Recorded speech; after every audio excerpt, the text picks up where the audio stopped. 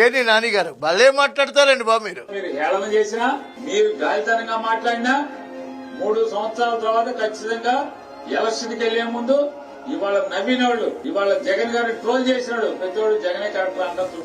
3 సంవత్సరాల తర్వాత నిన్న మీ నాయకుడు చెప్పాడు జగన్మోహన్ రెడ్డి గారు 3 ఏళ్లు కళ్ళు మూసుకుందామని. దయచేసి కళ్ళు మూసుకోండి. ఇవాటి నుంచి ప్రతి వైసీపీ నాయకుడు ఇంక్లూడింగ్ జగన్మోహన్ రెడ్డి గారు కళ్ళు మూసుకోండి. 3 ఏళ్ల తర్వాత తెరవండి. 3 ఏళ్ల తర్వాత తెరవండి. తెరిస్తే మనం ఆంధ్రప్రదేశ్ లో ఉన్నామా, ఎక్కడో ఉన్నామా? ఏంట్రా బాబు ఈ రోడ్లు, ఏంటి అమరావతి, ఏంటి అభివృద్ధి, ఏంటి పరిశ్రమలు అన్నప్పుడు మీకు అభ్యర్థులు దొరకరు.